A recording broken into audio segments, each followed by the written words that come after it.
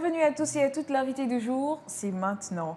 Aujourd'hui, nous avons le privilège de recevoir un invité exceptionnel. Il est l'esprit créatif derrière Manioqué, une entreprise qui réinvente le manioc en transformant ses aliments. C'est une expérience culinaire surprenante avec des farces variées, incluant même les délices de notre terroir. Son audace et son innovation lui ont valu le prestigieux prix de meilleure start-up gabonaise en 2023. Mais il ne fait pas que faire vibrer nos papilles, il fait également danser les foules sous le nom de DJ Fléau. Aujourd'hui, nous avons le privilège de recevoir de son vrai nom, Bongo Jogo, Claude Jérémy, l'entrepreneur, le visionnaire et l'homme derrière le manioc fourré. Soyez le bienvenu sur ce plateau. Premièrement, comme je le disais notamment, vous êtes l'homme derrière le phénomène du manioc fourré, mais vous êtes également DJ et on vous connaît sous le nom de DJ Fléau. Commençons par l'entrepreneur. Comment cette idée unique de farcir le manioc vous est-elle venue? L'idée part à partir du pâté en croûte. D'accord. Vous voyez le pâté en croûte, donc du pain avec un pâté à l'intérieur. On s'est dit, mais pourquoi ne pas faire ça avec le manioc? Au lieu de toujours emmener le manioc comme un accompagnement, pourquoi ne pas présenter aussi le manioc comme un repas complet? Wow. Et c'est là où est parti, tout est parti de là, quoi.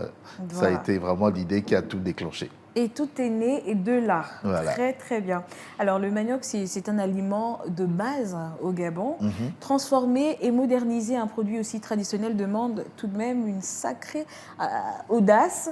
Qu'est-ce qui vous a poussé à prendre ce risque entrepreneurial dans un marché potentiellement conservateur? Alors, l'idée d'entreprendre directement sur le manioc, donc en faire un produit que l'on va proposer et en faire une marque, n'a pas été la première. Hein. Pour l'instant, au début, on s'est dit, bon, ça a été pour nous. Et après, au fur et à mesure, en arrivant à convaincre nos proches parce qu'on a partagé notre recette, on va dire, on va appeler ça comme ça, on a partagé notre recette avec nos proches. Donc au fur et à mesure, ça a grandi le cercle. Mais le premier défi c'était de convaincre d'abord son premier cercle. Oui, le cercle, voilà. Votre cercle. Voilà. Donc ça a été ça, et une fois que ça a été fait, le cercle s'est agrandi, donc c'est parti aux proches, en amis, c'est parti d'amis, en amis d'amis, amis. Et de là, on s'est dit, mais vu que la recette marche tellement, pourquoi ne pas la commercialiser? Parce qu'on ne va pas offrir à chaque fois à nos frères, à nos amis et tout. Et c'est là que c'est parti. Et on s'est rendu compte que ça marchait bien. Et pour faire les choses bien, on s'est dit, bon, on va créer une marque, on va créer un label. Donc, lancer une PME. Et on s'est mis... j'ai commencé à porter la casquette d'entrepreneur. Très, très bien. Voilà. Alors, et comment est-ce qu'il se conserve? Et surtout, combien de saveurs est-ce que vous proposez? Alors, pour les saveurs, il faut dire que, comme je disais au début, on a commencé avec un manioc nature qu'on faisait nous-mêmes. Donc ça, la recette, on ne l'a pas oublié, on l'a gardée. Donc, on a déjà le manioc nature. Ensuite, les maniocs farcis. On a le manioc farci à la saucisse de porc fumé. Ensuite, on est allé vers... parce que la saucisse de porc fumé, directement, on mettait à l'écart la communauté musulmane. Donc après, on est allé à la viande de bœuf, donc viande hachée de bœuf. Donc ça fait déjà 2 farces. Ensuite, on est allé au poulet, 3. 4e farce, le poisson. Donc, plus précisément, le poisson fumé. Et la 5e farce, là, on s'est dit, on va essayer de toucher quelque chose de notre terroir. Et on a lancé la pâte de concombre. C'était pouvoir proposer autre chose que ce qu'on retrouve sur le marché. C'est-à-dire, comme je disais déjà, la première idée, c'était le manioc, ne plus seulement le présenter comme un produit d'accompagnement, mais aussi comme un produit, un repas, enfin un produit à part entière. Et puis après, il y a le fait aussi qu'on s'est dit que les maniocs qu'on trouve sur le marché, ils sont déjà cuits. Et donc ça fait que leur durée de vie est limitée. Et nous, ce qu'on fait, tous nos produits, que ce soit les maniocs nature ou les maniocs farcis, ils sont pré-cuits et surgelés. D'accord. Donc ça fait que vous pouvez acheter, quand vous vous procurez votre manioc, vous pouvez le conserver chez vous au frais. Et quand vous ressentez l'envie de manger, vous le sortez et vous le chauffez. Je le disais tout à l'heure, vous avez reçu le prix de la meilleure start-up gabonaise en 2023, une reconnaissance majeure, il faut le dire. Qu'est-ce que ce prix signifie pour vous personnellement et pour le développement de votre entreprise sur le marché gabonais? Alors pour moi, c'est une fierté.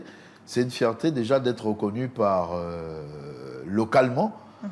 Parce qu'on a d'autres défis qui arrivent, on a d'autres ambitions qui arrivent, mais déjà le fait d'être reconnu localement, c'est déjà une grosse fierté. Donc ça veut dire que Manioké déjà commence à conquérir, des consommateurs gabonais. Effectivement. Voilà. Et maintenant, par rapport à l'entreprise, c'est toujours un plus de rajouter ça sur son CV. Aujourd'hui, nous avons notre page Facebook, nous avons notre page Instagram, et on va dire que ça donne un gage de qualité. Ça veut dire que la personne qui voit Manioké, prix de la meilleure PME 2023, ça nous donne déjà un gage de qualité vis-à-vis des consommateurs. Donc c'est toujours des prix qu'on reçoit avec toute la bénédiction possible. D'accord. Vous avez parlé tout à l'heure de défis peut-être un peu plus poussés. En parlant justement de cela, quelles sont les prochaines étapes? Est-ce que vous envisagez élargir votre gamme de produits, d'ouvrir de nouveaux points de vente ou même d'exporter le manioc fourré au-delà des frontières gabonaises, peut-être? Oui, bien sûr, bien sûr. Alors, pour reprendre par étapes, oui. La première étape, c'était envisager d'élargir votre gamme de produits. Oui, ça déjà, comme j'ai commencé en citant les produits qui se sont faits chronologiquement. Oui. Donc on a commencé avec saucisses de porc, viande hachée, poulet, poisson, et le dernier né, c'est la pâte de concombre. Très Donc bien. pour l'instant, on a la pâte de concombre, mais effectivement, on est en train de penser à élargir notre gamme de produits. Le truc, c'est qu'il faut juste trouver le bon équilibre, parce que comme je disais tout à l'heure, le manioc que nous faisons, nous travaillons à partir du tubercule. Donc le tubercule, on fait de la pâte de manioc. Cette pâte de manioc, elle est pré-cuite, et en fait, il faut trouver le bon équilibre pour la farce que l'on met à l'intérieur. Effectivement. Parce que c'est les deux qui cuisent ensemble pour avoir le produit final. Donc c'est vraiment, si c'était si facile, on aurait déjà sorti une dizaine de produits. Mais on est obligé d'étudier, mais c'est vraiment en cours. Et ne vous inquiétez pas, vous serez au courant. Très bien. Alors, vous êtes également connu sous le nom de DJ Fléau, je le disais tout à l'heure. Comment est née cette passion pour la musique et le jing, je dirais? Est-ce que votre passion pour le jing était là avant Manioké? Oui, complètement, complètement. Alors moi, je suis DJ professionnel. Je vis de votre passion. De ma passion depuis. Tant que DJ. Oui, depuis 2006. Waouh. Oui, depuis 2006. C'est quand même lent. Wow. Ouais, ça fait beaucoup. Sacré parcours. Voilà, donc j'ai commencé à être DJ depuis 2006 et Manioké, c'est un bébé encore. Manioké n'a que 3 ans. Wow. Donc voilà, Manioké, nous sommes à notre 3e année et DJing, c'est depuis 2006. Donc c'est le DJing qui a même permis en fait de créer Manioké. C'est vrai que Manioké, je ne suis pas seul dans cette aventure, mais si vous voulez, comme je disais, c'est DJing qui a fait en sorte, qui m'a mis les pieds en premier dans le plat de l'entrepreneuriat. Voilà. Très intéressant. Alors, gérer une entreprise en pleine croissance, comme vous l'avez dit, ça fait juste 3 ans, demande énormément de temps et surtout d'énergie. Comment parvenez-vous à concilier cette exigence entrepreneuriale avec votre carrière de DJ? Le vrai secret, beaucoup dormir. Ah oui? Beaucoup dormir. Beaucoup dormir. Je ne dis pas de dormir, faut passer son temps à dormir, mais beaucoup se reposer. Il faut beaucoup se reposer. Parce qu'avec ces 2 casquettes, réussir à les consolider, à les faire vivre ensemble, avoir ce même esprit entrepreneurial sur 2 entités complètement différentes, il faut beaucoup se reposer. DJing, moi je suis DJ de club, beaucoup de clubs. Bon, c'est vrai qu'il y a des DJ de radio, mais moi c'est beaucoup le club. Et donc, ensuite, après, il faut attaquer le côté manioké. Il faut vraiment beaucoup se reposer pour avoir des idées claires et savoir faire la part des choses. Beaucoup d'organisation. Donc, je reviens encore sur le fait où je disais beaucoup dormir parce qu'il faut vraiment s'organiser, calculer ses heures de sommeil, calculer ses heures de repos pour être à fond dans ce qu'on fait. Parce que si vous ne le faites pas, après, vous n'êtes pas productif. Pour être en pleine forme. Voilà, donc soit c'est le côté DJ qui va prendre un coup, soit c'est le côté agroalimentaire qui va prendre un coup. Et ensuite, après, on a les mêmes, les objectifs sont les mêmes, mais c'est vrai qu'après, il y a des différences, mais il suffit de s'organiser et avoir beaucoup de sérieux pour ça, et surtout de garder ça très près de soi, parce que comme on dit, Manioké n'a que 3 ans, donc c'est un bébé auquel il faut vraiment faire attention. Très bien. Alors que nous sommes en train de terminer, pour les jeunes Gabonais qui, comme vous, ont plusieurs passions et rêvent d'entreprendre, quel message principal voudriez-vous leur transmettre? Comment les encourager à oser et surtout à persévérer? Alors, ce que je peux dire, c'est par là. Oui, c'est bien là. Vous pouvez regarder juste là. Alors, je veux dire aux jeunes que, pour les jeunes, pas seulement les jeunes d'âge, mais surtout les jeunes les jeunes entrepreneurs, il faut déjà avoir une idée. Il faut déjà avoir une idée, et l'idée, il faut que ce soit une idée qui arrive à combler un besoin. Donc, il faut déjà identifier un besoin et donner la solution à ce besoin. Donc j'ai identifié un besoin, qu'il y a un manque quelque part, et à partir de là, je vais trouver comment pallier à ce manque. Ça, c'est la première idée, et il faut que ce soit une idée originale.